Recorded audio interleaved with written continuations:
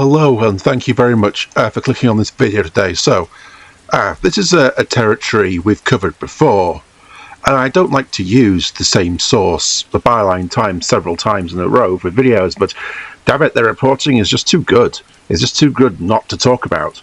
So this video is about George Cottrell, the convicted fraudster, who has been revealed through a Byline Times investigative report to have had 2 passports, a fraudulent identity, and to really be in the heart of some incredibly suspicious and murky financial structures of Reform UK that, in my opinion, are there to mask some kind of illegal activity. So this is a great piece from Nafis Ahmed of the Byline Times. I will, as I always do, post a link to the article in the comments so you can have a look for yourself.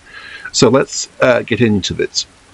So, George Cottrell, the convicted fraudster and aristocrat who has funded Nigel Farage and Reform UK, influenced the party's finances and corporate structures through an apparent act of identity fraud investigation by the Byline Times can reveal. So Cottrell, known as Posh George, has lurked at the heart of Nigel Farage's political operations for a decade. So, one thing to bear in mind is that when Cottrell was outed as being a friend to Nigel Farage and the main contributor to Reform UK and being involved, Farage and Reform UK initially completely denied that he was actually really involved in Reform or had been involved with Farage in the past, and that's just a blatant lie, an absolute lie. This new reporting from this particular article and previous other articles can confirm this. So let's go into it. So in 2016, George Cottrell was Farage's chief of staff and UKIP treasurer and chief fundraiser, and by 2019, despite his criminal conviction for fraud in the United States, Cottrell became a fundraiser for Farage's successor political outfit, the Brexit Party. More recently, Cottrell has funded both Farage and Reform, with many of his gifts and donations going undeclared, and is now the subject of a police and parliamentary investigations. So the Byline Times findings can now establish further details about George Cottrell's dealings in the world of corporate finance and Farage's politics. Based on the analysis of hundreds of company records, official documents, archived web pages, and sources familiar with his school days and his work in the city, this investigation can reveal. So, we're going to go through some bullet points about the kind of major findings before we then go into the nitty-gritty. So, to start off with, George Cottrell carried a fraudulent Swiss passport named Oscar Druitt, the identity under which he was hired into a city corporate finance network by future Reform UK treasurer Matash Azami. Azami would go on to vet Cottrell's mother Fiona's political donations to Nigel Farage's party. The passport was validated by the Swiss embassy. A fellow gambler, Hong Kong Yong, introduced Cottrell into his network under the false identity after meeting him at a casino, landing him his first job in the city. Yong was aware that Cottrell's Oscar Druitt identity was false. Yong then was declared bankrupt in 2015 owing to difficulties with his mortgage lender and was barred from working as an accountant. However, within a few years he owned a Montenegro casino, a luxury flat, a group of companies, and changes in fortunes that cannot be explained by his financial history. When asked to explain his relationship to Hong Kong Yong, George Cottrell's lawyers told this publication that the 2 men lived in the same small expatriate community in Tivet, a town in the coastal region of Montenegro. They did not mention to the Byline Times, what Byline Times has now uncovered, rather, a professional connection between the 2 men stretching back for more than a decade through the same city accountancy group. Also, George Cottrell persuaded his own city boss, Reform's future treasurer, Azami, to hand over approximately $60,000 borrowed from friends and families for investment that never materialised. And in 2019, Azami became the Reform's treasurer.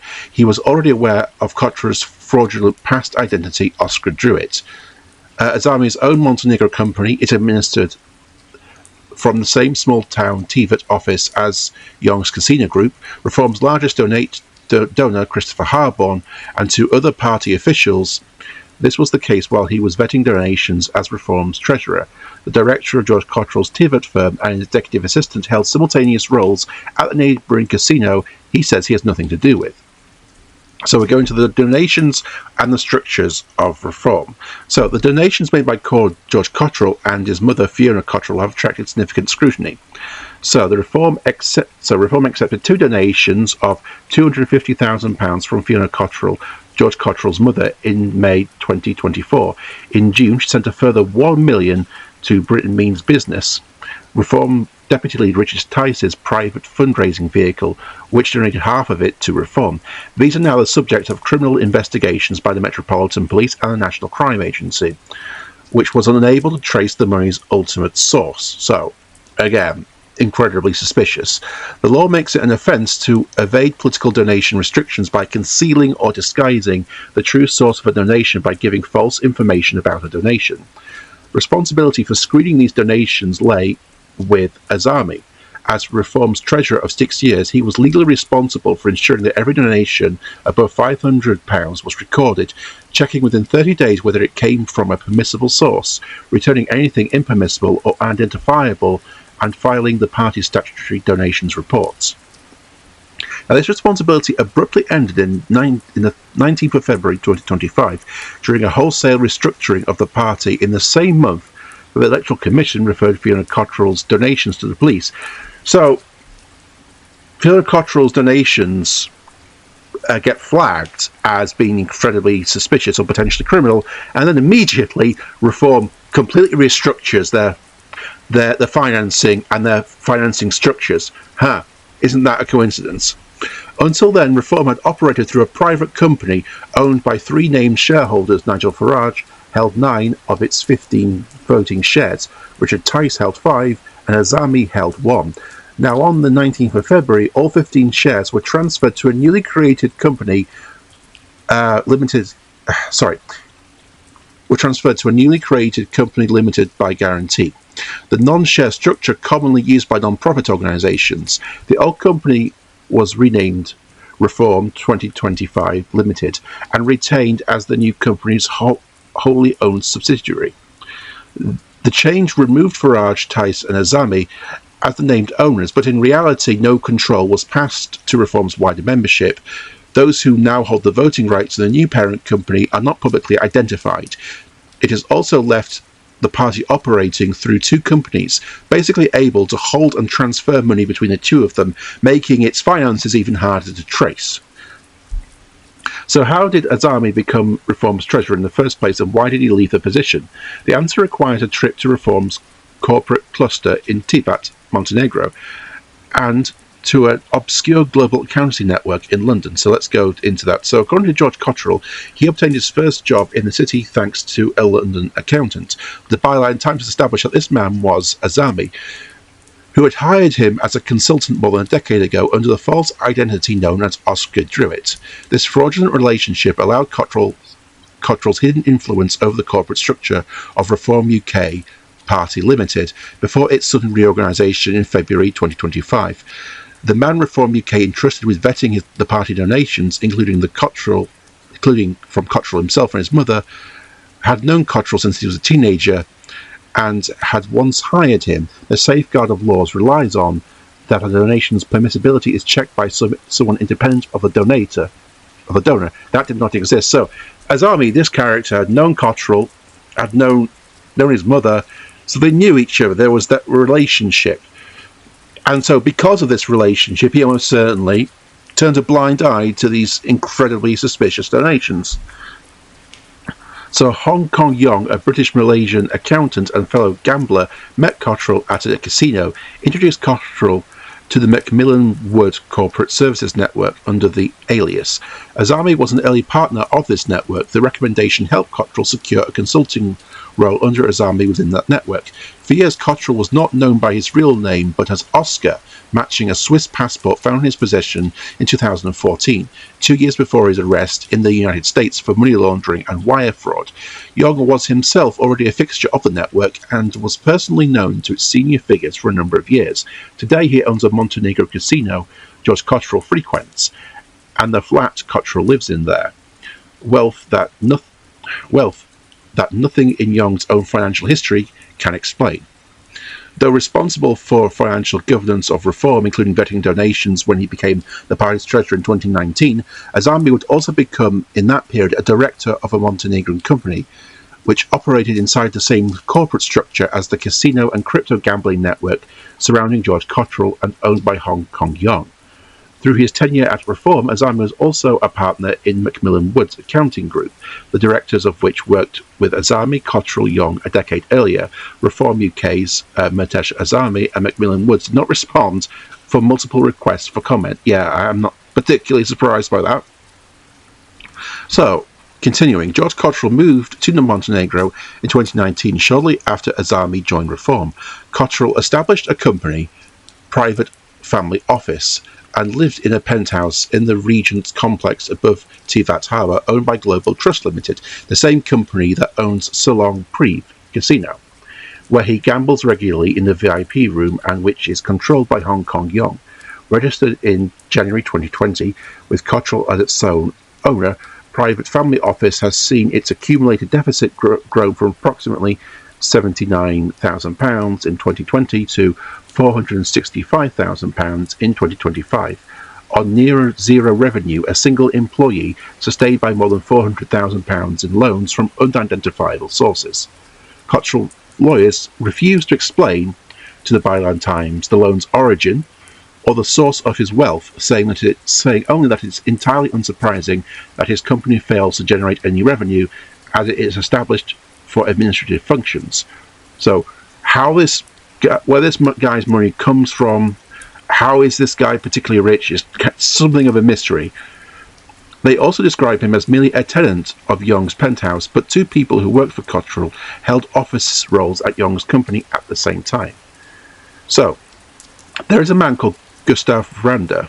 He ran a Private Family Office between November 2020 and October 2022, while simultaneously serving as the organisation's director of Salon Prive, a role in which he signed a sponsorship deal with the local football club FK Arsenal Tivat in June 2022. Cottrell's lawyers have provided shifting accounts of Sanders' position, first denying that he held any role at Salon Prive, and then telling the Financial Times that the two roles were not held at the same time, before reverting to denial and then claiming that the football club's sponsorship record was incorrect. The sponsorship deal was, however, confirmed by the administrative body governing Tivat, which published a photo of it. So, Katerina Durovic served on the Private Family Office Board from February 2024 to April 2025, while simultaneously working on her own account as Global Trust's Treasury and Payments Associate, handling its crypto payment processing. Cottrell's lawyers described her only as an authorised representative appointed by professional advisors to his company. So, to continue, around the same period, a number of Reform figures began setting up shop in Tivat, using the same Tivat accountancy office, Global Financial Solutions, which also runs Young's entire corporate group, Global Trust and everything it owns, including Salon Prive and the Cedra 501 company that holds George Cottrell's flat, a bar, a security company, and a restaurant company. One of these figures was Reform's treasurer, Azami, who set up his Montenegro company, Maxim Enterprises. The same address it is also based at houses companies belonging to Christopher Harborne, Reform's largest individual donor, who gave Farage £5 million gift. Gawain Towler, its former communications chief, and Sami Bhatti, its former digital strategist, who also set up the website for George Cottrell's unlimited company, GeoStrategy. Global Financial Solutions is owned by Neo Pantovic, who also owns a separate legal services company, MNE Law, based at the same address. His father, Radko Pankovic, who died in December 2024, was the lawyer for both George Cottrell and Hong Kong Young. Nino Pantovic has travelled on Cottrell's private jet. The Montenegro company's records show that he personally filed paperwork transferring ownership of Cottrell's firm, Private Family Office, to Gustav Sander in October 2020, submitting both men's passports and Cottrell's Montenegro personal identification number to the state registry. So, Hong Kong Young's lawyers said that they do not accept that the use of the same accounting or corporate services provider without more establishes any business relationship, common ownership, common control, coordinating, or even wrongdoing. The one thing that all these companies share is losses. Young's Global Trust shows rapidly expanding asset portfolio, including the flat where George Cottrell resides, is funded by nowhere near enough revenue of its own. It has accumulated €7.46 million in short-term liabilities. Yet Reform UK's treasurer, Azami, had crossed paths with George Cottrell long before Azami established Maxim Enterprises in Montenegro, years before they either met Nigel Farage. So this is going back into George Cottrell's actually very shady school life, and you'll be able to see a pattern of behaviour which relates to him being convicted of fraud also. And sorry, I was just drinking a bit of tea there. So, contrary to the commonly cited account that George Cottrell was schooled on the private island of Mystique, he in fact attended the Elms School in Colwell, Herefordshire, before moving to Malvern College for his A-levels. As a student, Cottrell ran a clandestine poker ring after school and smuggled alcohol onto the premises. He had ambitions of grandeur even then. A school friend who knew him for 10 years told the Byline Times. Those around him expected he would do something big and that it would probably be illegal. Well, in that sense, yeah, he has done some stuff illegal. And that he would somehow talk his way into power, the source said. Through his lawyers, Cottrell was denied smuggling alcohol into the school. From the age of 14, according to the source, Cottrell was already setting up companies in Luxembourg, inactive shells with no real business behind them. At one point, Cottrell was importing gold from China. The source recalled once seeing him at a train station with a gold bar in his pocket stamped with Chinese markings. The former school friend also told the Byline Times that after he was expelled from Malvern College over gambling and drug use, Cottrell became friends with Arkady Abramovich, the son of the now sanctioned Russian oligarch Roman Abramovich, so we can see even more shady connections there. And was open about the friendship at the time. This corroborates separate reporting by the Nerves, Carol Codwalder, that a relative of Cottrell's confirmed that he was a teenage friend of Abramovich, the son of Abramovich, that is. This investigation has established that George Cottrell's relationship with Arkady Abramovich blossomed in the period after Cottrell had left school and was trying to find work, sometime between 2010 and 2012. It was during this time that Cottrell posed a photograph of the pair together on his Facebook. So, I have a quote. To Mr. Cottrell's knowledge, he has never met Arkady Abramovich, Cottrell's lawyers told the Byline Times. Our client does not have, nor has ever had, any relationship with any member of the Abramovich family. Arkady Abramovich was by then starting to build his own investment empire. So that's just seems to be an outright lie, judging from the photos and the other sources saying, oh no, they knew each other quite well. So as early as August 2011, aged 17, he was pursuing oil and gas acquisitions across Russia and the former Soviet Union through his investment company ARA Capital and the London-listed Shell company Zoltav Resources. Cottrell by then had already had a personal connection to a family at the centre of the Russian oil money by the time that Azami hired him. So, in 2007, Azami was a partner in Macmillan Woods Accounting Group, a global network of accountancy firms founded in Malaysia and headquartered in London. That year, he set up Maxi Management Consulting LLP to provide mergers and acquisitions consulting to the Macmillan Woods Group. Hong Kong Yong had, it's a tricky name to say, had been known to Macmillan Woods inner circles for many years. According to a former partner of the firm who spoke to the Byline Times, one condition of the anonymity, who works as a senior statutory auditor, Young met Cottrell at a London casino. Young then introduced Cottrell into a network of young businessmen by the name of Oscar Druitt. So this accountant, Azami, was introducing Cottrell, and he knew that he was committed, that there was identity fraud. Oscar Druitt did not exist. It is a persona made up by Cottrell. Cottrell was known to Macmillan Woods senior partners as Young's friend Oscar due to the regularity in which they were seen together at city events, and it was Young's recommendation that helped Cottrell secure his first job with Azami. Around 2012, Azami hired Cottrell as a consultant at its firm Maxim. Cottrell's other boss at Maxim was the firm's chair, who was simultaneously a senior director at Macmillan Woods and one of the latter's original co-founders. But what they did not know at the time was that they were hiring George Cottrell. They believed they were hiring Oscar Druitt. At Maxim, Cottrell began to cut his teeth on how to manage and move large sums of money for Mayfair clients, developing expertise in cross-border banking and discrete asset transfers. Azami had lofty ambitions for his company and wanted to compete with major firms. Cottrell's promises of contracts with big investors were highly attractive. Under his pseudonym of Mr. Druitt, Cottrell offered to bring in a seed investment for third-party projects in exchange for a 10% fee. At one point, he persuaded Azami to personally put up approximately $60,000 borrowed from friends and family. No investment ever materialized, and Azami never recovered the money. Cottrell denied that he ever took money from Azami. Maxim sat within the wider Macmillan Woods accountancy network, and its directors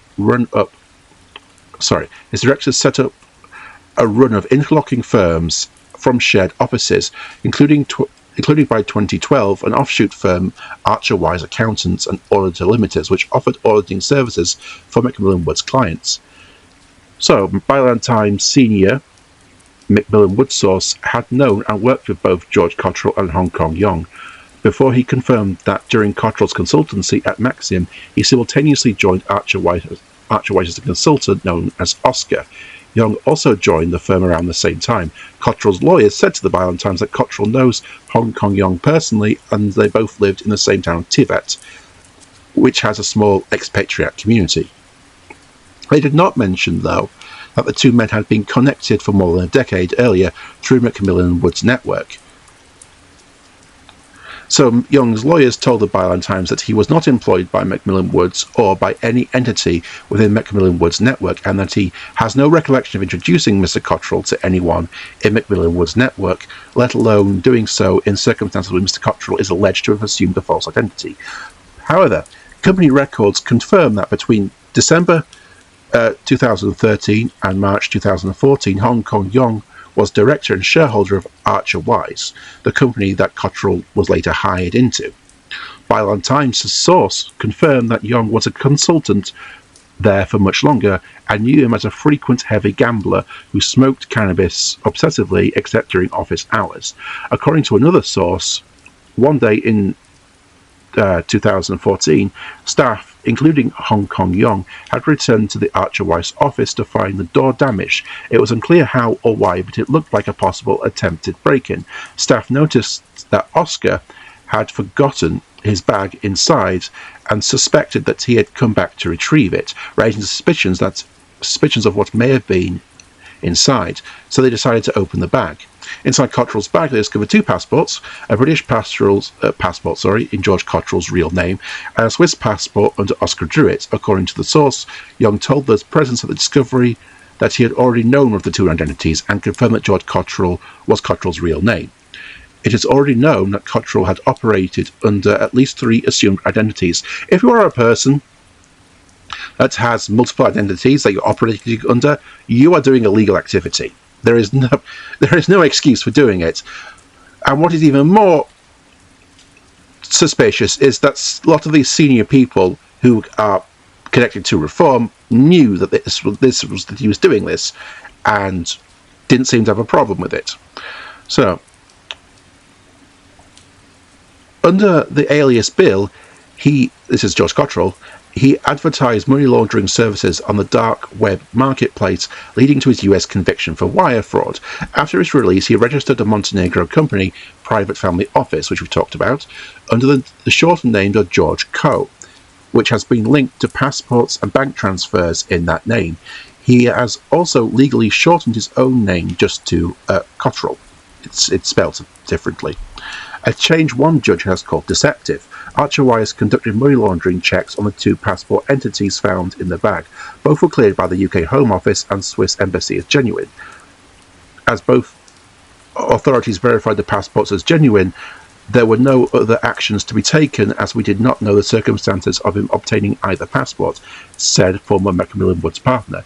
Young was aware that the checks had been carried out. Being Young's friend, George Cottrell, it was just left at that, the source said. Cottrell's lawyers denied to the Byline Times that he'd ever used a Swiss passport. They claimed instead that he has a childhood friend called Oscar Druitt, whose name or passport he has never used.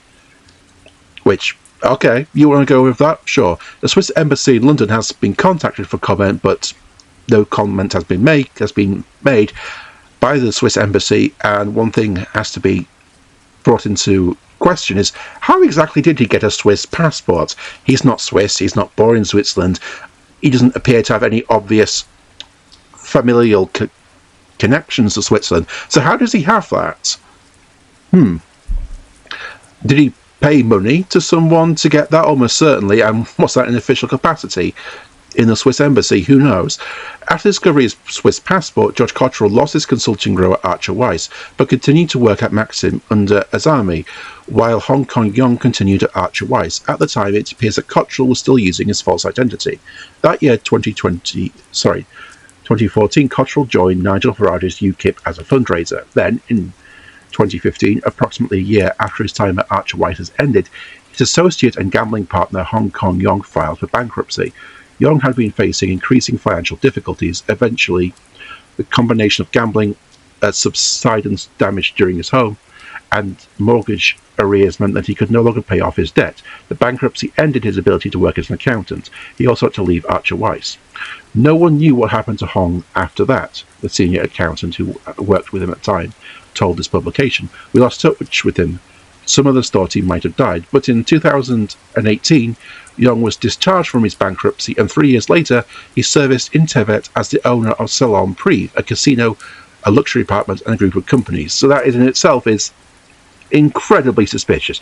So this guy was running huge debts, huge gambling debts, huge debts of other kinds, and that guy just mysteriously then turned up a few years later, owning a casino, a luxury apartment, and other companies. Okay. How did that happen? So, the former Macmillan Woods partner was shocked to learn of Young's recent current position in Tevet, saying, I knew Young, I knew of his family and his background. There was no way in which Young could have been able to generate that income by himself to purchase a luxury casino or penthouse apartment in Montenegro. And so, in 2015, George Cottrell had been promoted to UKIP's head fundraising and deputy treasurer. In 2016, he became Nigel Farage's chief of staff. But Cottrell was arrested by the FBI in July at a US airport, as he travelled back from a Donald Trump campaign rally with Farage. Charged with multiple counts of money laundering, he pleaded guilty to wire fraud, was jailed and released in March 2017. 2 years later, in 2019, Farage's Brexit party needed a new treasurer. Cottrell had already returned to the scene as a fundraiser for the party by May. His fraud conviction, however, ruled him out from taking the former senior position. His former boss, Azami, was put forward, providing Cottrell with a foothold inside the party's corporate structure, and no doubt a good friend who would basically just clear whatever dodgy donations Cottrell and his mother would make. It is likely that Cottrell would have had to admit his real identity to Azami. The Byline Times, however, cannot verify when or how this happened, but it is clear that Reform's treasurer knew of Cottrell's previous false identity. Asked why Azami would accept an invitation from Cottrell to become the treasurer of Reform, the former Macmillan Woods partner speculated that Cottrell had lost all of Azami's money he owed him. Perhaps this was a way of paying him back. So, on the 27th of June 2019, Azami joined Reform UK Party Limited, then trading as the Brexit Party as a director, shareholder and treasurer. Archived web pages seen by the Byline Times show that 2 weeks later he was publicly listed as a partner of a corporate finance and capital markets at Macmillan Woods, the group that had kick-started George Cottrell's career as Oscar Druitt, alongside Azami with two other Macmillan Wood partners, both of whom had also known Cottrell in around 2012, because they had worked with him at Azami's firm, Maxim. For the next 6 years, Reform UK's Party Limited corporate governance would be managed by a man who would become embedded in a Montenegro company infrastructure shared by a nexus of Reform figures and George Cottrell himself. Everything changed when the Electoral Commission referred George Cottrell's mother, Fiona Cottrell's donation to the police. That month, Nigel Farage announced a change in reform structure as Army disappeared from politics. So he does a runner. From that point on, this guy who cleared all of Cottrell's gifts, well, they were undisclosed, but basically seems to have given a green light to these donations, and she knew Cottrell and had been an associate and a friend in these what are very, very murky financial groups. Then does a runner, he disappears, and the entire reform structure is then, well, reformed and changed. Isn't that a coincidence? Farage and Tice remained directors of the old private company, now renamed Reform 2025 Limited, but it was placed beneath a new company limited by guarantee, Reform UK Party Limited. Tice has no registered role in the new parent, whose directors are Farage, Peter Durnell, a climate change denier and anti-Muslim conspiracy theorist, because of course, and Harvey Griffiths, Reform's new registered treasurer, a property investment mogul who champions private commercial solutions for the public sector across housing, the NHS and other local authorities. But that does not reveal where the ultimate corporate control can be found. The legal members who hold voting rights in new companies are not publicly identified. Farage relinquished personal majority shareholding, but emerged as the only director serving on both the parent and its subsidiary. So, we're going to go in for some comment. So, Phil Bricknell, the Labour MP, who was the chair of the APPG on anti-corruption and responsible tax, told the Byline Times that while the leader of Reform UK may have called this a sham by-election, his Clacton-on-Sea seat, to dodge scrutiny, the questions are still mounting for Nigel Farage. Bricknell, who recently reported Farage to the Standards Commissions over claims he allegedly lobbied the Bank of England's governor, Andrew Bailey, to drop plans for a state-led cryptocurrency, told the Byline Times that the allegations made in the investigation are incredibly serious. He then says, what on earth is Nigel Farage doing associating with George Cottrell, who, in his own words, is like a son to him? Law enforcement must now be allowed to establish who knew what and when. Farage talks a lot about establishment stitch-ups, but if these allegations are substantiated, then what else could he call it? Time and time again, we're faced with a blizzard of bluster and obfuscation when it comes to Reform UK and its money. Bricknell added that the suggestion that the company behind Reform UK's structure in 2025 to conceal its real ownership does not surprise me in the slightest, he said. He then added, having worked in the financial services compliance myself, the timing of this restructure so soon after the police get involved looked like a desperate attempt to cover Reform UK's tracks, which it is completely right. That is exactly what this is. So, great investigation by the Byline Times. But what this raises is, when I talked about this issue a few videos back, I kind of speculated that it was maybe kind of just arrogance, that these people just don't think that the laws are around how to fund a political party and campaign donations really apply to them. But at this point, going through all this detail and looking through how Cottrell has all of these very dodgy connections to people who are themselves pretty unsavoury and run these shell businesses and businesses that are losing money and who then declare bankruptcy and then appear out of nowhere with all of this money again and property, it is very clear, in my mind, that some kind of criminal operation is being worked here. As to what exactly it is, I don't know. I'm not an expert in forensic accountancy. You know, that's not my field of expertise. So as to what exactly is going on here, I'm not sure. But going through all of this detail, it is pretty clear that there's something criminal is going on. As to what exactly it is, I don't know. But it will be interesting to see what else comes out. And this goes in complete opposition to Farage's and Reform's claims of openness and transparency and honesty. I mean, look at this. This is a party that is taking